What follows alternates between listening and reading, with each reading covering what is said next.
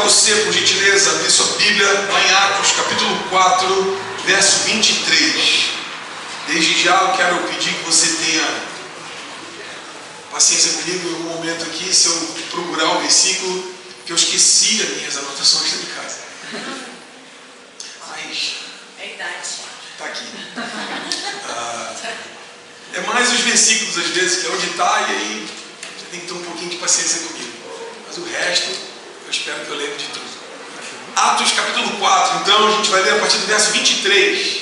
Diz assim a palavra do Senhor: uma vez soltos, Pedro e João procuraram os irmãos e lhes contaram tudo o que os principais sacerdotes e os anciãos lhes tinham falado. Ouvindo isto, unânimes, levantaram a voz a Deus e disseram: Tu, soberano Senhor, fizeste o céu, a terra, o mar e tudo que neles há. Disseste por meio do Espírito Santo, por boca de Davi, nosso pai, teu servo.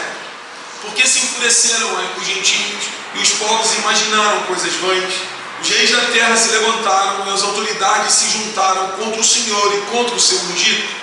Porque de fato nesta cidade Herodes e Pôncio Pilatos, com gentios e gente de Israel, se juntaram contra o teu santo servo Jesus, a quem ungiste, para fazerem tudo o que a tua mão e o teu propósito predeterminaram. Agora, Senhor, olha para as ameaças deles, e concede aos teus servos que anunciem a tua palavra com toda a ousadia, enquanto estendes a tua mão para fazer curas, sinais e prodígios, por meio do nome do teu santo servo Jesus. Tendo eles orado, tremeu o lugar onde estavam reunidos, todos ficaram cheios do Espírito Santo, e com ousadia anunciavam a palavra de Deus. Da multidão dos que creram, era um o coração e a alma. Ninguém considerava exclusivamente sua nenhuma das coisas que possuía. Tudo, porém, lhes era comum. Com grande poder, os apóstolos davam testemunhos da ressurreição do Senhor Jesus, e em todos eles havia abundante graça. Não havia nenhum necessitado entre eles, porque os que possuíam terras ou casas, vendendo-as, traziam os valores correspondentes e os depositavam aos pés dos apóstolos. Então se distribuía a cada um conforme a sua necessidade. Até aí, Deus nos abençoe e complete, em nome de Jesus, a palavra dele no nosso coração nessa manhã, para a glória dele. Esse capítulo aqui, capítulo 4, ele faz conjunto com o capítulo 3 de Atos dos Apóstolos, que é o momento que Pedro e João iam ao templo para orar, e tinha um homem lá parado pedindo esmolas. E Pedro e João disseram a eles: olha, para nós não temos prata, nem temos ouro, mas o que nós temos, nós te damos. Em nome de Jesus, o Nazareno, levanta e anda. De um salto, aquele homem foi curado, e houve então uma comoção na cidade. As pessoas ficaram todas abismadas, e ele começou a pregar e anunciar o Cristo que tinha poder para transformar, e as pessoas então ficaram impactadas com a presença e o poder de Deus. Contudo, os líderes não gostaram muito dessa situação. Prenderam Pedro e João, e sob ameaças queriam inclusive açoitá-los, mas como tinha uma percepção na cidade que aquilo que eles tinham feito era bom, e as pessoas louvavam a Deus, ficaram constrangidas. A opinião pública, né? A opinião pública, hashtag não bate em João, e Pedro subiu, não bateram. E ficaram naquela situação do que iriam fazer, e o texto termina dizendo que os líderes se juntaram e, sob forte ameaça, disseram para eles: vocês não falem mais em nome do Senhor, fiquem quietos. E Pedro tem uma frase conhecidíssima, que ele diz assim, né? Que é melhor, obedecer a Deus ou aos homens? Nós não podemos ficar calados diante daquelas coisas que vimos e ouvimos e fomos testemunhas. A gente vai continuar. E aí o texto que nós lemos diz que uma vez soltos, Pedro e João procuraram os irmãos. E eu quero, a partir desse texto, desse contexto de ameaças, de dificuldades, de problemas, de açoites, do início dessa igreja que nascente, que ela começa a se formar e a se moldar nas suas relações, eu quero pensar nesse texto que nós lemos alguns princípios e valores e ensinos que esse texto traz para nós sobre igreja. Hoje nós estamos aqui falando da manhã da visão, e eu quero, nesse texto, tratar de algumas coisas a respeito daquilo que Deus tem para nós como igreja. Então, a primeira observação que a gente pode fazer nesse texto é que logo que Pedro e João foram soltos, eles procuraram os irmãos. Se você for em Atos capítulo 12, Pedro também é preso, e ele fica amarrado por 4 correntes, por 4 sentinelas, e a oração da igreja chega ao Senhor, e o Senhor envia um anjo que acorda Pedro, liberta-o, lembra disso? E ele sai andando, o portão abre, e ele vai aonde? Para a casa de Marcos, onde quem estava reunido? A igreja. A Rode abre a janela, vê Pedro, fecha e diz: Pedro está aí. E a igreja diz o quê? Está tola? Não é. Como pode? Pedro está preso. Talvez seja um anjo dele, olha. E aí vão lá e Pedro fala baixo, porque ele podia ser preso novamente. O que eu quero chamar a atenção é, sob ameaças, sob dificuldades, em momentos de luta, onde a igreja nascente estava sofrendo perseguição, quando Pedro, João e os outros apóstolos tinham dificuldades, eles corriam para onde? Para a igreja, para o povo de Deus, reunido, que orava. Eu quero primeiramente chamar a nossa atenção, porque hoje a gente vive um movimento forte de pessoas que acham que não é interessante estar na igreja. De que como se a igreja fosse obsoleta, dá para rolar assistindo no YouTube, assistindo não sei aonde mais, sem ter olho no olho, comunhão, compartilhar das dores e também das virtudes e bênçãos que acontecem na vida da gente. E a gente percebe que essa igreja que nasce em Atos capítulo 2 vai ter assim, que da multidão dos que creram, era um coração que a gente leu, mas Atos diz que perseveraram unânimes na doutrina dos apóstolos, na comunhão do pão, de casa em casa. Era uma igreja que tinha necessidade de estar junto, porque tinha perseguição, tinha dificuldades e precisava do companheirismo, do relacionamento. E o que nós pensamos como igreja? O que nós desejamos como igreja? O que a gente deseja como igreja é que, uma vez soltos, uma vez tendo as conquistas e as vitórias, uma vez passando por lutas, uma vez enfrentando, nós busquemos a comunhão dos irmãos. Porque a comunhão dos irmãos e a igreja serve para que nós juntos, como povo dele, glorifiquemos o Senhor. A carta aos Hebreus, o autor aos Hebreus vai dizer que nós não devemos deixar de congregar, como é costume de alguns. Então, o texto implicitamente mostra a importância que existe desse corpo. Nós também hoje no mundo, no Brasil e no mundo, vivemos sob ameaças do nome de Jesus. Quando você declara que crê em Cristo Jesus, já tem uma série de rótulos que são colocados sobre nós, de que somos o que pensamos, e às vezes somos cancelados e podemos ser cancelados naquilo que cremos. O que nós faremos? Precisamos uns dos outros, precisamos da igreja do Senhor, que é povo dele.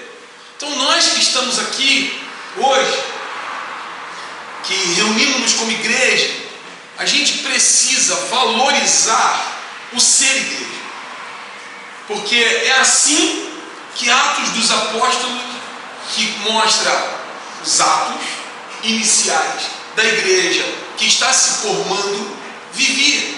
Como que elas viviam? Unidas, andando juntos.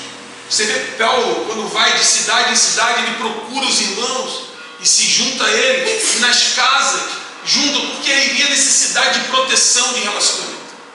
Então, esse texto ensina para nós, primeiramente, é preciso valorizarmos igreja. É preciso valorizarmos o ser a igreja, irmãos, é a esperança desse mundo. É a igreja que, com o poder de Deus, transforma, em nome de Jesus, transforma corações, resgata famílias, restaura os relacionamentos. A igreja do Senhor. Nós não podemos viver longe dela. Se em algum momento do seu coração você acha ou pensou que vai rolar viver em casa, biblicamente, a palavra do Senhor nos ensina que nós precisamos, que somos povo de Deus, viver na igreja, da igreja, em relacionamento uns com os outros. Isso é plano do Senhor, é desejo dele, conforme a gente vê iniciando no livro de Atos. Segunda coisa que a gente pode ver no texto é a oração que eles fazem. Os apóstolos Pedro e João buscam, saem, contam aquilo que tinha acontecido, e o verso 24 diz assim: ouvindo isto, unânimes, levantaram a voz a Deus em oração. E eu quero então pensar qual é os tópicos que tem na oração da igreja aqui. Primeiro deles: tu, soberano Senhor, fizeste o céu, a terra, o mar e tudo o que neles há. Disseste por meio do Espírito Santo, por boca de Davi, nosso pai, teu servo, porque se enfureceram os gentios e os povos imaginaram coisas vãs. Os reis da terra se levantaram e as autoridades se juntaram contra o Senhor e contra o seu ungido, porque de fato, nesta cidade, Herodes e Pôncio Pilatos, com gentios e gente de Israel, se juntaram contra o teu santo servo Jesus, a quem ungiste, para fazerem tudo o que a tua mão e o teu propósito predeterminaram.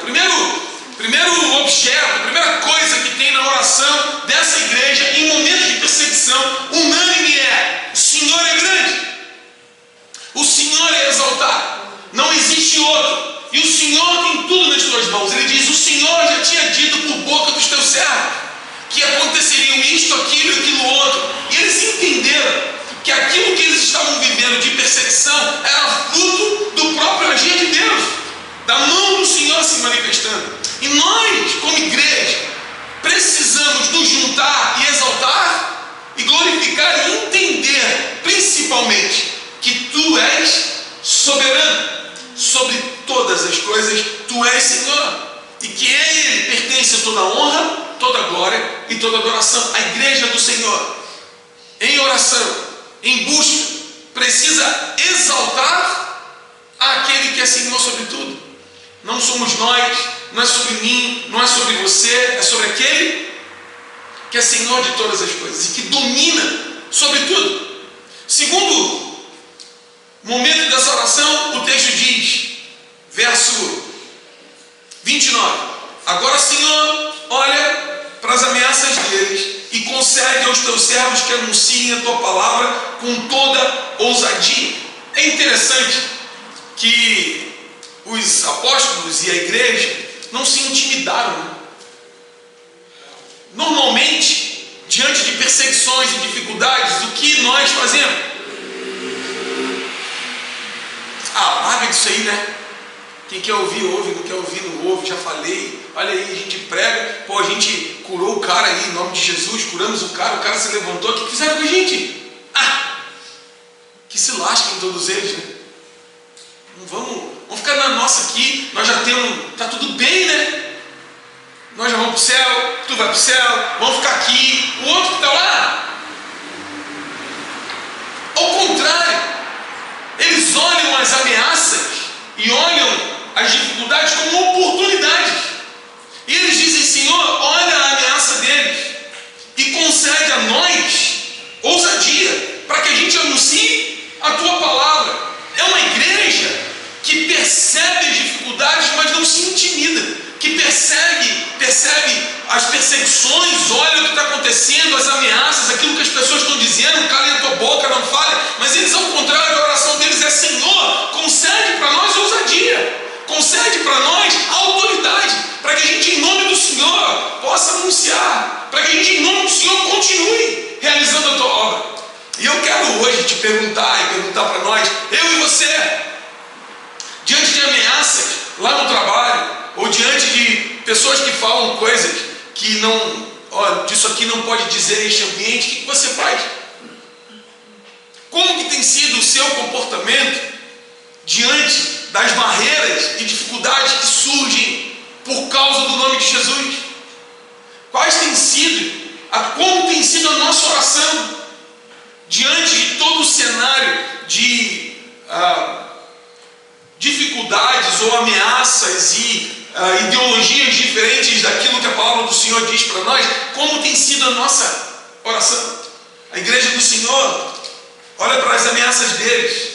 Concede aos teus servos que anunciem a tua palavra com toda ousadia. Precisamos ser uma igreja que valoriza a comunhão, estarmos juntos, valoriza a igreja. A gente precisa ser uma igreja que coloca o nome do Senhor sobre tudo e sobre todos, que Ele é Senhor e que é soberano sobre os acontecimentos, sobre aquilo que está à nossa volta. Ele é grande. Nós precisamos ser uma igreja que busca de Deus ousadia para anunciar no meio das dificuldades. Uma igreja que, apesar das ameaças, apesar das coisas, se coloca, Senhor, nos ajuda a testemunhar, a anunciar a Tua palavra com poder.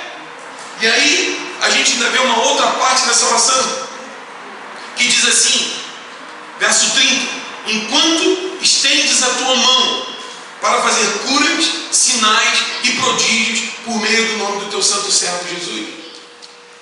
Precisamos ser uma igreja que considera a possibilidade de Deus fazer milagres. Nós precisamos ser uma igreja que considera e se coloca no lugar de orar para que Deus opere milagres. Porque nós, muitas vezes, cremos. Se eu perguntar aqui, você acredita em milagre? Não vai ter ninguém que vai dizer que não. Você acredita que Deus é soberano? Acredito. Mas quantas vezes nós nos colocamos no lugar de gerar oportunidade de orar, né? Se alguém está doente, de eu considerar que Deus pode me usar para estender as mãos e operar milagres. E é isso que a igreja está falando.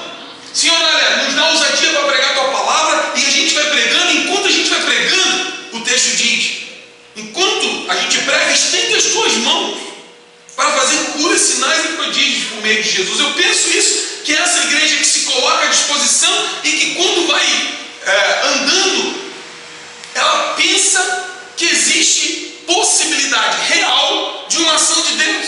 E nós precisamos ser igreja. Nós aqui, enquanto culto, enquanto nos reunimos, mas eu e você, enquanto igreja do Senhor, onde estivermos, sermos boca do Senhor e ação de Deus. Porque o contexto aqui qual é? Pedro e João acordaram, vamos ao templo orar? Vamos lá orar. E estavam indo orar. E no meio do caminho, um homem olhou para eles, dá um dinheiro aí. Dá um dinheiro aí. E eles disseram, olha para a gente não tem nada, mas eu te dou aquilo que eu te tenho em nome de Jesus, veja aí. E o cara que estava ali estava quase 40 anos naquela condição. Aquilo que eu tenho eu te dou, levanta e anda. Eu penso comigo mesmo, se eu seria este,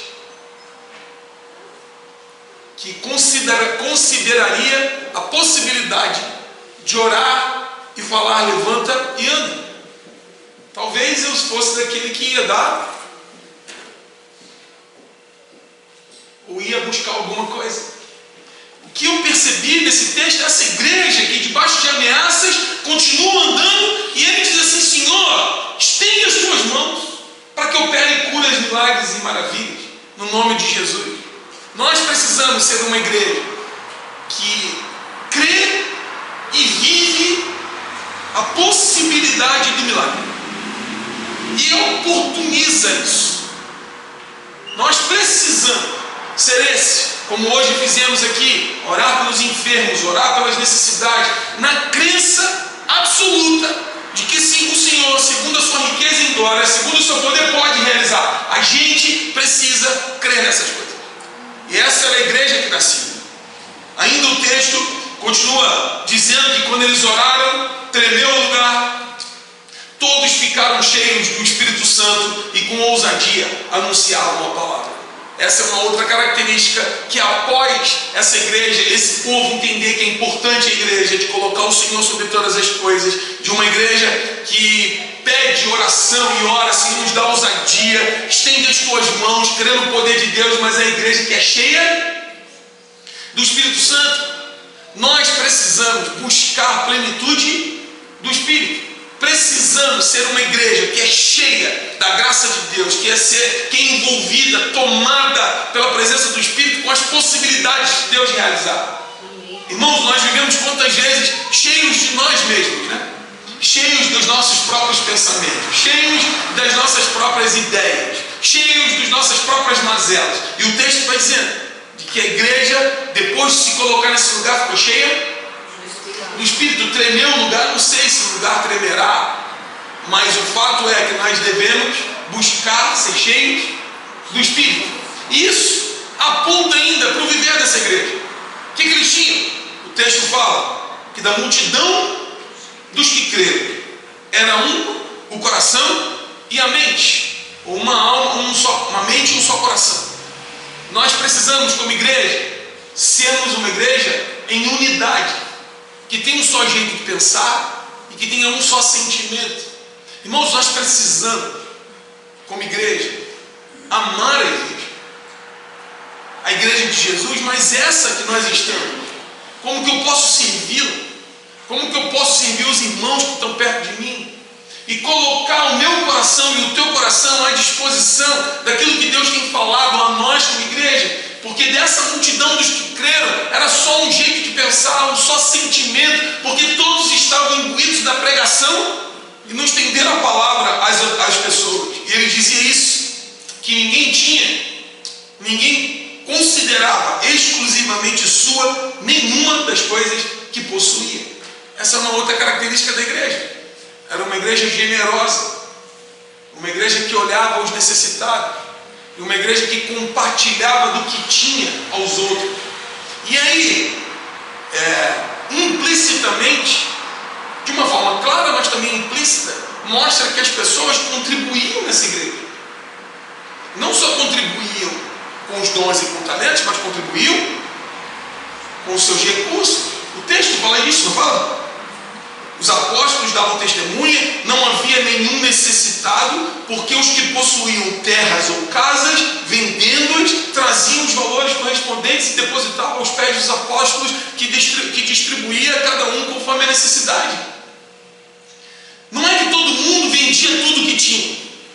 Você vai ver no capítulo 4, aqui finalzinho, que é o Barnabé, que vende, pega o valor, deposita aos pés dos apóstolos. Daí capítulo 5 aparece um casal, né? Ananias e Safira, que querem aparecer, vendem por X e dizem que entregam X sobre 2 e diz que aquele valor é o total. O que acontece com ele? Um por um. O texto não vai dizer que todo mundo vendia tudo que tinha. Então você tem 10 casas, vende as 10 e entrega lá. Diziam que as pessoas vendiam coisas e depositavam aos pés dos apóstolos, porque tinha necessidade de compartilhar. E nós como igreja, e eu e você como igreja, precisamos considerar que participar da igreja também é participar dos meus recursos. E que os meus recursos que eu devolvo, quem administra?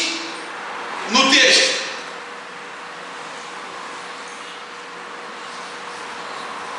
Depositavam aos pés dos apóstolos e eles e o que a gente hoje vê é um montão de gente administrando os seus recursos.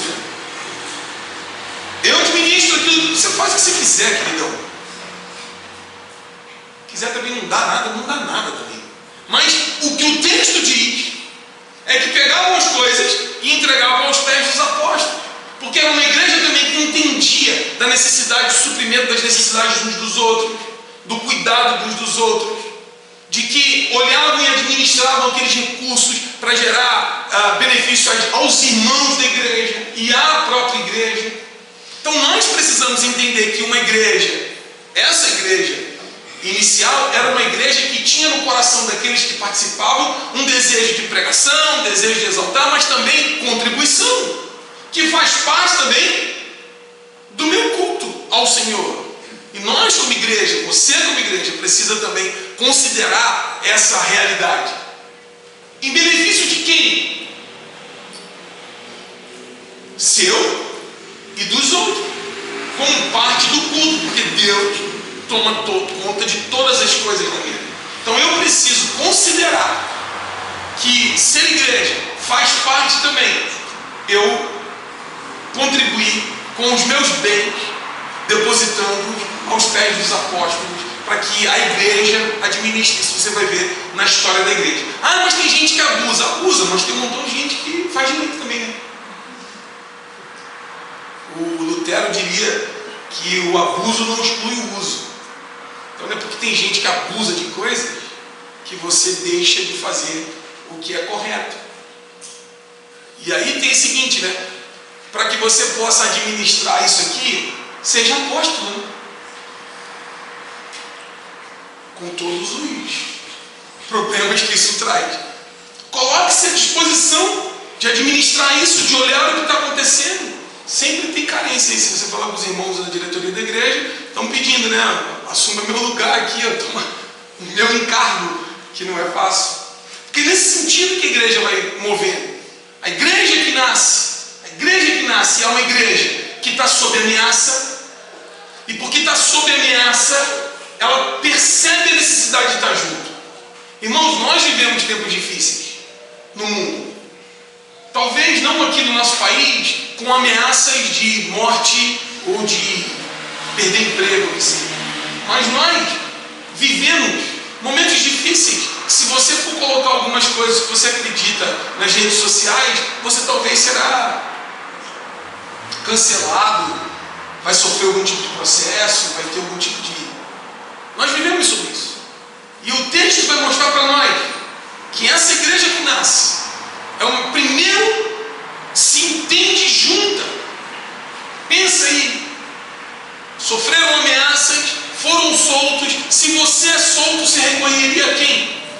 Se você fosse Pedro e João, depois de ser ameaçado, você procuraria quem? Se você, como Pedro, apanhou, está preso, de uma forma milagrosa foi libertado, quando você sai dali, você procuraria quem? Quando você estava em viagem, como Paulo, procuraria quem? É a necessidade da igreja. A igreja é importante. Considere isso, o participar, o estar junto. Fruto do nosso desejo na oração, que é exaltar o Senhor. Ele é soberano sobre todas as coisas, Ele que governa sobre tudo. Que enquanto Ele governa, enquanto Ele está reinando sobre tudo, e as dificuldades vêm, qual tem que ser o nosso clamor? Senhor, nos dá ousadia para anunciar a Tua palavra. Senhor, estende as Tuas mãos, realiza sinais e milagres, considere a possibilidade de ser usado por Deus para operar milagres. Coloque-se no lugar de orar por pessoas, por milagres. Convide pessoas para vir ao templo, para que nós oremos e você ore, para que haja milagres. A gente tem feito isso nas quintas-feiras. Venha orar. Entenda nessa necessidade que a gente tem de ser cheio do Espírito. A igreja precisa estar cheia. A igreja, essa que nasce, precisa ter só uma mente e um só coração, um só desejo, uma só vontade.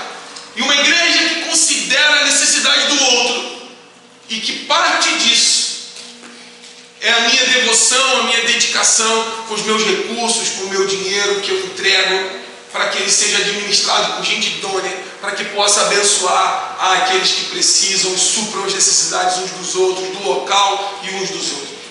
Essa igreja prevaleceu e essa igreja permaneceu, e é prova disso que estamos aqui, né? 2000 e tantos anos depois, estamos aqui juntos, voltando a princípios elementares de vivermos para a glória dele e para o louvor do Senhor.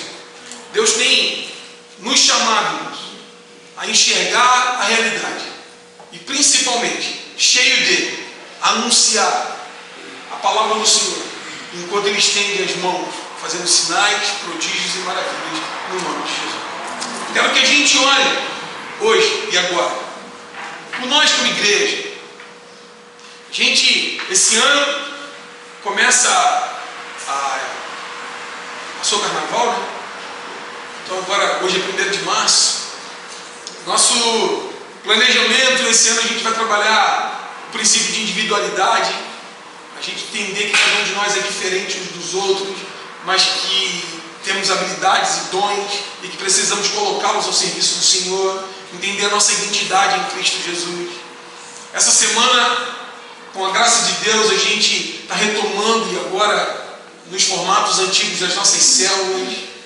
Então a gente vai ter a nossa célula aqui no Água Verde, que a base vai ser aqui em casa. A gente tem a célula lá do Xaxim, que é Jaque e César. A gente tem a célula no Auer, que é o Lucas e a Sara, e aí a região ali do Fani também. E no Boa Vista, com a Débora e o Mairo, que vai pegar o pessoal da Tuba e Santa Cândida e mais aquele canto lá. É que você busque uma mais próxima. Com que objetivo? Ser pastoreado e poder evangelizar. Separar, algumas funcionarão nas terças, outras funcionarão na sexta-feira. Você provavelmente será contactado. Se você não pode ir toda semana, você pode abrir sua casa para um encontro desse, para que os irmãos vão lá orar para a tua casa, uma oportunidade da gente poder, da igreja estar perto.